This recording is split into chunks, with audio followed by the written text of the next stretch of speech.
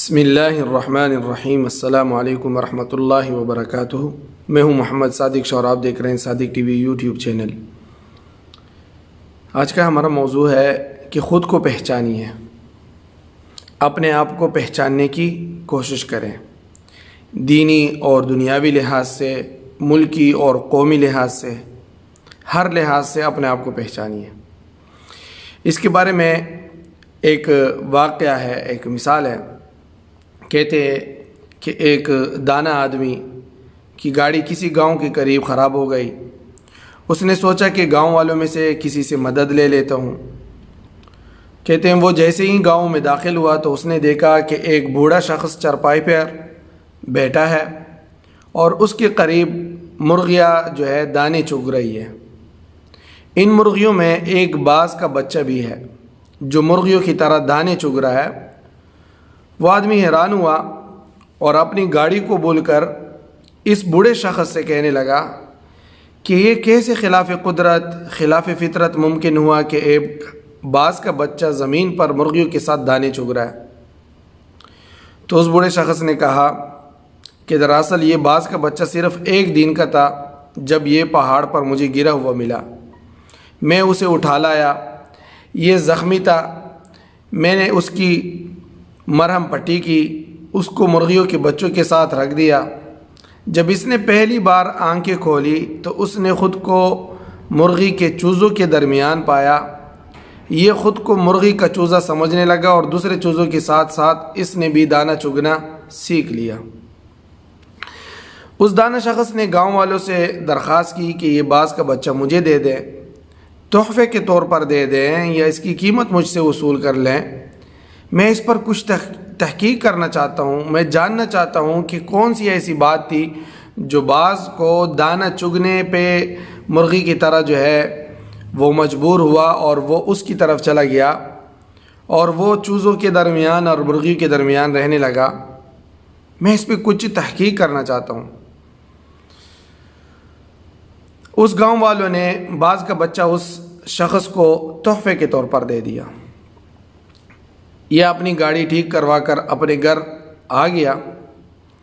وہ روزانہ باز کے بچے کو چھت سے نیچے پھینک دیا کرتا تاکہ یہ اڑے، مگر باز کا بچہ مرغی کی طرح اپنی پروں کو سکیڑ کر گردن اسی میں چھپا لیتا۔ وہ روزانہ بلا ناغہ باز کے بچے کو اپنے سامنے ٹیبل پر بٹھاتا اور اسے کہتا کہ دیکھو تو باز کا بچہ ہے، تو شاہین ہے، مرغی کا نہیں، اپنی پہچان کر۔ اسی طرح اس نے کئی دن اردو، پنجابی، سندھی، سرائکی، پشتو ہر زبان میں اس باز کے بچوں کو کہا کہ دیکھ تو باز کا بچہ ہے، شاہین ہے، مرغی کا نہیں ہے، اپنی پہچان کر، اپنے آپ کو پہچاننے کی کوشش کر۔ آخرکار وہ دانا شخص ایک دن باز کے بچے کو لے کر ایک بلند ترین پہاڑ پر چلا گیا اور اسے کہنے لگا کہ خود کو پہچاننے کی کوشش کرو، تم باز کے بچے ہو۔ اور اس شخص نے یہ کہہ کر باز کے بچے کو پہاڑ کی بلندی سے نیچے پھینک دیا۔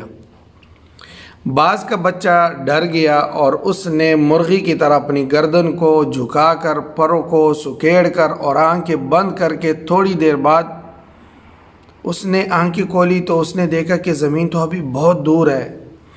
تو اس نے اپنے پر پڑپڑائے اور اڑنے کی کوشش کرنے لگا، جیسے کوئی آپ کو دریا میں، پانی میں دھکا دے دے تو آپ کو تیرنا نہ بھی آتا ہو تو بھی آپ ہاتھ پاؤں مارتے ہیں اور کوشش کرتے ہیں کہ پانی سے کسی طرح نکل آؤں۔ اسی طرح وہ تھوڑی ہی دیر میں وہ اپنے آپ کو بیلنس کرنے لگا، کیونکہ باز میں اڑنے کی صلاحیت اللہ تعالیٰ نے دوسروں پرندوں کی نسبت زیادہ رکھی ہے اور اونچی اڑان بھرنے کی صلاحیت رکھی ہے۔ تھوڑی ہی دیر میں وہ اونچا اڑنے لگا، وہ خوشی سے چیخنے لگا، آوازیں نکالنے لگا اور اوپر گیا اور جانے لگا۔ کچھ ہی دیر میں وہ اس شخص سے بھی جس نے اس کو پہاڑ سے نیچے گرایا، اس پہاڑ سے بھی اوپر نکل گیا اور نیچے نگاہ کر کے اس کا احسان مند ہونے لگا کہ تو نے مجھے اپنی پہچان کرائی ہے، تو اس دانا شخص نے کہا کہ بعض میں نے تجھے تیری شناخت دی ہے، اپنے پاس سے کچھ بھی نہیں دیا، تیرا یہ حق تھا، تو ایسا ہی تھا، یہ کمال کی صلاحیت تیرے اندر موجود تھی مگر تو بے خبر تھا۔ یہی معاملہ ہم لوگوں کے ساتھ ہے، ہم پاکستانیوں کے ساتھ ہے۔ ہماری ایک خاص شناخت ہے، ہم ایک خاص امت کے ارکان ہیں، نبی کریم صلی اللہ علیہ وسلم کی امتی ہیں، ہم ایک ایٹمی ملک کے شہری ہیں، ہمارے اندر اللہ رب العزت نے بے پناہ صلاحیتیں رکھی ہیں، مگر مشکل یہ ہے کہ ہمارے ارد گرد بے شمار مرغیاں ہیں جن میں ہمارے سب سے سر اقتدار اور پہلے نمبر پر ہمارے ٹی وی چینل اور اخبارات ہیں، جو مسلسل ہم کو یہ بتاتے ہیں کہ ہم باز کے بچے نہیں، شاہین کے بچے نہیں، مرغی کے بچے ہیں، جو مسلسل ہمیں بتاتے ہیں کہ تم سپر پاور نہیں، سپر پاور کوئی اور ہے، جو مسلسل ہمیں بتاتے ہیں کہ تم بہادر اور طاقتور نہیں ہو بلکہ بزدل اور کمزور ہو، تمہاری تو قوم ہی ایسی ہے، تم دہشت گرد ہو، تم لوگ آگے نہیں بڑھ سکتے۔ کامیابی کی شرط یہ ہے کہ ہم خود کو پہچاننے کی کوشش کریں تاکہ ہم ایک بہترین امت اور بہترین قوم بن کر اس ملک کی تعمیر و ترقی میں اپنی کردار ادا کر سکیں۔ اللہ تعالی ہمیں ایک امت اور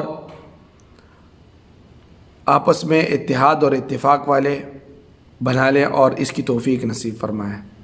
السلام علیکم ورحمۃ اللہ وبرکاتہ۔ دوستو، صادق ٹی وی کو سبسکرائب کرنا مت بھولیے، ویڈیو کو لائک کریں، شیئر کریں اور کمنٹ سیکشن میں اپنے رائے کا اظہار ضرور کریں۔